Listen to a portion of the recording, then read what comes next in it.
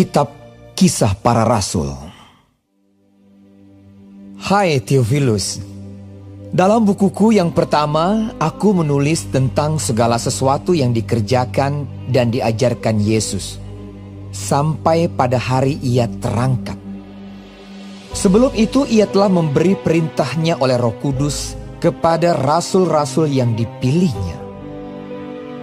Kepada mereka ia menunjukkan dirinya setelah penderitaannya selesai, dan dengan banyak tanda ia membuktikan bahwa ia hidup.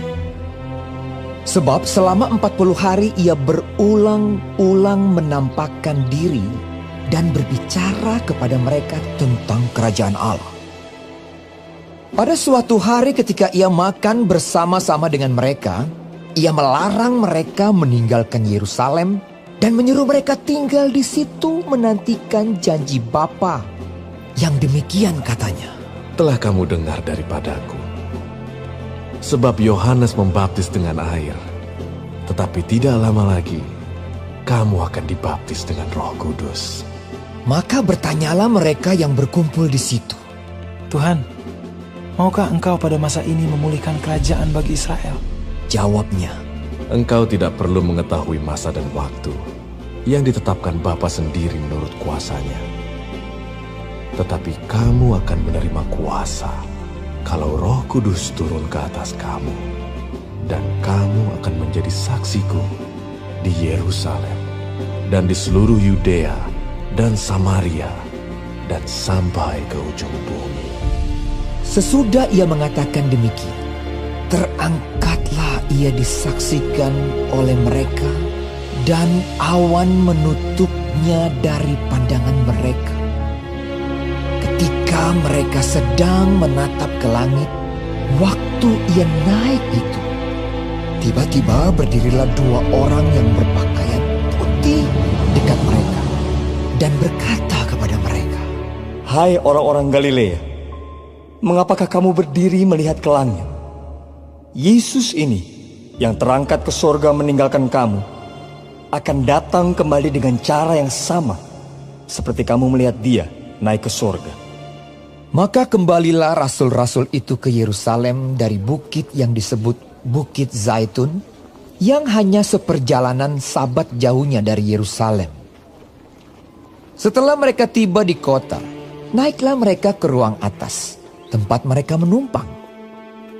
Mereka itu ialah Petrus dan Yohanes, Yakobus dan Andreas, Filipus dan Thomas, Bartolomeus dan Matius, Yakobus bin Alfeus, dan Simon orang Zelot, dan Yudas bin Yakobus. Mereka semua bertekun dengan sehati dalam doa bersama-sama dengan beberapa perempuan serta Maria, ibu Yesus, dan dengan saudara-saudara Yesus.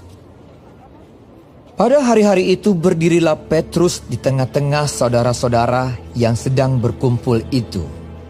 Kira-kira 120 orang banyaknya, lalu berkata, Hai saudara-saudara, haruslah genap nas kitab suci yang disampaikan Roh Kudus dengan perantaraan Daud tentang Yudas, pemimpin orang-orang yang menangkap Yesus itu. Dahulu ia termasuk bilangan kami dan mengambil bagian di dalam pelayanan ini. Yudas ini telah membeli sebidang tanah dengan upah kejahatannya. Lalu ia jatuh tertelungkup dan perutnya terbelah sehingga semua isi perutnya tertumpah keluar. Hal itu diketahui oleh semua penduduk Yerusalem, sehingga tanah itu mereka sebut dalam bahasa mereka sendiri Hakaldama, artinya tanah darah. Sebab ada tertulis dalam kitab Mazmur, biarlah perkemahannya menjadi sunyi, dan biarlah tidak ada penghuni di dalamnya, dan biarlah jabatannya diambil orang lain. Jadi harus ditambahkan kepada kami seorang dari mereka yang senantiasa datang berkumpul dengan kami selama Tuhan Yesus bersama-sama dengan kami, yaitu mulai dari baptisan Yohanes sampai hari Yesus terangkat ke sorga, meninggalkan kami untuk menjadi saksi dengan kami tentang kebangkitannya. Lalu mereka mengusulkan 2 orang, Yusuf yang disebut Barsabas dan yang juga bernama Justus dan Matias. Mereka semua berdoa dan berkata, "Ya Tuhan, Engkaulah yang mengenal hati semua orang.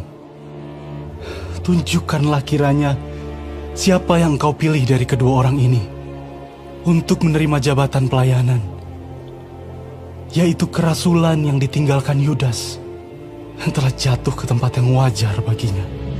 Lalu mereka membuang undi bagi kedua orang itu, dan yang kena undi adalah Matias. Dengan demikian, ia ditambahkan kepada bilangan ke-11 rasul itu.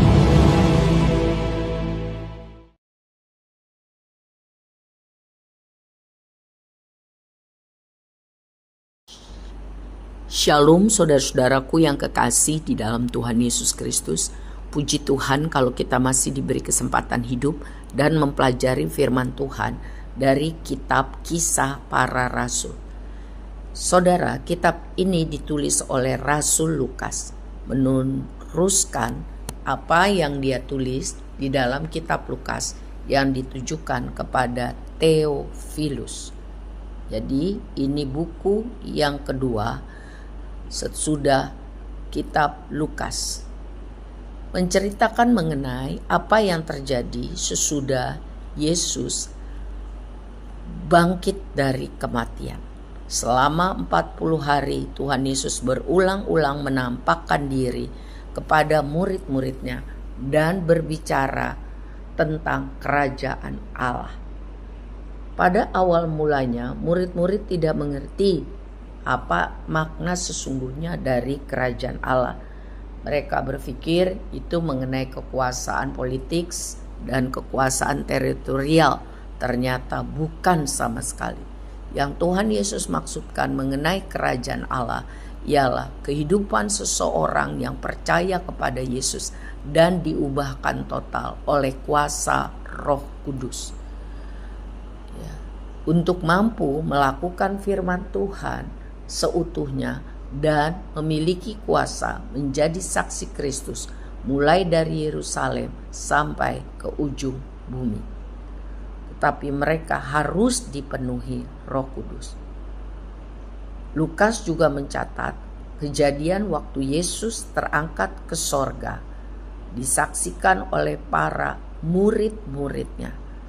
Ia naik dan tiba-tiba berdiri 2 orang berpakaian putih yang berkata kepada mereka, "Hai orang Galilea, mengapa kamu masih berdiri melihat ke langit? Yesus yang terangkat ke sorga meninggalkan kamu akan datang kembali dengan cara yang sama seperti kamu melihat dia naik ke sorga." Lalu murid-murid dikisahkan pulang segera ke Yerusalem dari Bukit Zaitun itu. Dan mereka berkumpul sehati di suatu ruang atas tempat mereka biasa berkumpul di kota Yerusalem. Mereka berdoa dengan tekun sehati di sana. Selain itu mereka juga didampingi oleh beberapa perempuan termasuk Maria ibu Yesus dan saudara-saudara Yesus. Mereka bertekun sehati di dalam doa, menantikan realisasi janji Bapa, yaitu dipenuhi oleh Roh Kudus. Sebenarnya kitab Kisah Para Rasul berisi tentang kisah Roh Kudus bersama para rasul. Apa yang Roh Kudus lakukan di dalam diri para rasul sehingga Injil itu bisa tersebar keluar dari Yerusalem sampai terus ke Samaria, Yudea, dan terus terbuka sampai penginjilan itu tersebar ke mana-mana, menggenapi rencana Allah sampai ke ujung bumi.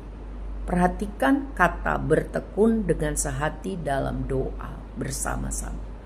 Penting kita lakukan terus sampai hari ini, sampai Yesus datang kedua kali, sampai hidup kita selesai di dunia, untuk mempunyai komunitas doa yang tekun dan sehati. Selanjutnya mengenai Matias dipilih menggantikan Yudas. Petrus berinisiatif untuk mengusulkan di tengah-tengah 120 orang banyaknya yang hari itu bertekun sehati dalam doa untuk mencari pengganti Yudas Iskariot yang telah mati bunuh diri karena kecewa terhadap dirinya sendiri. Dia telah berkhianat menjual Yesus. Lalu Yudas mengatakan, apa yang dilakukan Yudas sudah tercatat, rupanya sudah dinubuatkan jauh sebelumnya di dalam perjanjian lama, di dalam kitab Mazmur.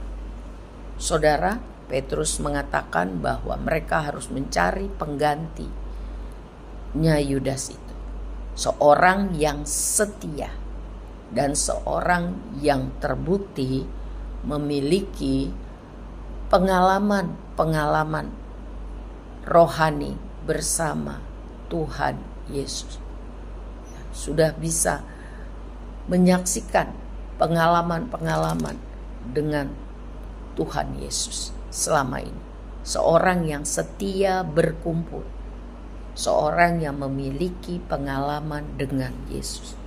Lalu terpilihlah Matias. Mereka berdoa bersama supaya Tuhan menyatakan siapa yang tepat. Sekarang ini kita tidak lagi menantikan Roh Kudus, karena Roh Kudus sudah dicurahkan bagi setiap orang percaya yang sungguh-sungguh rindu untuk melakukan kehendak Tuhan dengan maksimal dalam hidup, dan juga untuk menjadi saksi Kristus yang mumpuni. Sekarang kita menanti-nantikan sungguh untuk bisa setia taat sampai akhir, sampai Tuhan Yesus datang kembali sebagai Raja dan Hakim, atau sampai akhir kehidupan kita.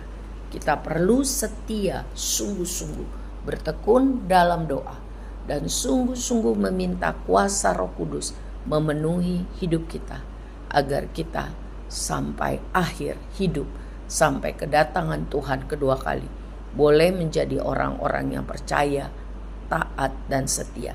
Itu semua hanya karena kuasa Roh Kudus yang memenuhi kehidupan orang percaya yang sungguh-sungguh rindu untuk menjadi pelaku-pelaku firman. Kiranya ini adalah kita semua. Tuhan Yesus memberkati.